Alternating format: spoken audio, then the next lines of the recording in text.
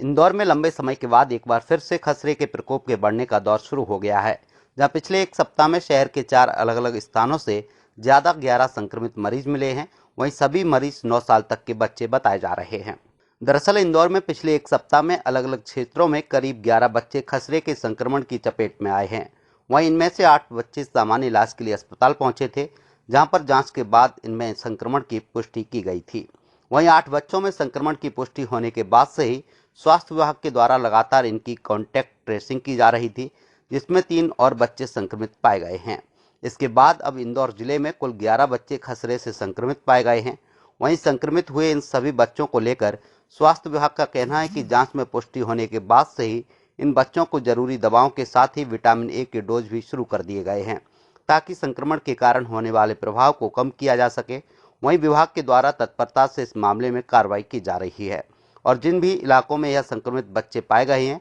वहां पर स्क्रीनिंग की व्यवस्था की जा रही है, ताकि इस संक्रमण को फैलने से रोका जा सके। गौरतलब है कि स्वास्थ्य विभाग और शिक्षा विभाग के द्वारा संयुक्त अभियान चलाकर करीब 4 साल पूर्व स्कूलों में मीसल्स रूबेला का टीकाकरण शुरू किया गया था, लेकिन टीकाकरण को लेकर व्याप्त भ्रांतियों के चलते कुछ अभिभावकों ने अपने बच्चों को टीकाकरण से दूर रखा था। वहीं संक्रमण की वजह से विभाग द्वारा इस टीकाकरण का न होना बताया जा रहा है। देखिए, जो खसरे के कुछ केसेस हमें मिले हैं, क्योंकि रूटीन सर्विलेंस एक्टिविटी में जितने भी फीवर और रैश के केस होते हैं उनको रिपोर्ट करना होता है और उसका डेटा जो है डब्ल्यूएचओ से कलेक्ट होता है और वहीं से ये सैंपलिंग रिपोर्ट जाती है। तो 2 तारीख को हमें 8 केसेस एमवाई से रिपोर्ट हुए थे, जिसमें कि खसरा मीजल्स पॉजिटिव पाया गया। ये सभी बच्चे 3 साल से 9 साल की एज ग्रुप के बच्चे हैं, विशेषकर जिसमें 3 खजराना एरिया से हैं, इसके अलावा आज़ाद नगर एरिया से हैं, सदर बाजार एरिया से हैं और जूनी इंदौर से, 3 जूनी इंदौर से। तो इस प्रकार 8 केसेस मिले थे। ये केस मिलने के बाद हमने हमारे जो सर्वे दल है, हमारी आशा कार्यकर्ता और इनके माध्यम से इन बच्चों के घरों के आसपास के क्षेत्रों में सर्वे कराया गया। इन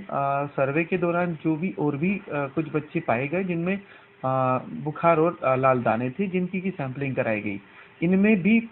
3 बच्चे की रिपोर्ट आई है जो कि पॉजिटिव है, 5 बच्चों की रिपोर्ट निगेटिव है। इसके अलावा 8 अभी सैंपल और बाकी हैं जिनकी की रिपोर्ट हमें आना बाकी है। क्योंकि हमारा रूटीन का टीकाकरण होता है और उसमें मीजल्स का टीका जो है वो 9 महीने का जिसे एज होती है, तो 9 महीने पर बच्चे को टीका लगाया जाता है मीजल्स का। इसके अलावा बूस्टर डोज जो हमारा है 18 महीने का जैसे बच्चा होता है तो उसको वो बूस्टर डोज लगाया जाता है। अगर बच्चे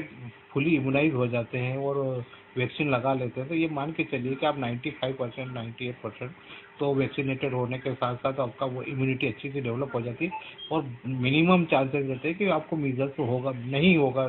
अगर वैक्सीन लग गई तो नहीं होगा, मगर उन बच्चों को हो तो ये मीजल्स के कहीं रेस या फीवर की हिस्ट्री अगर कहीं मिलती है तो हम लोग यही है कि अभी बीच में हम लोगों ने एक मीटिंग भी करी थी जिसमें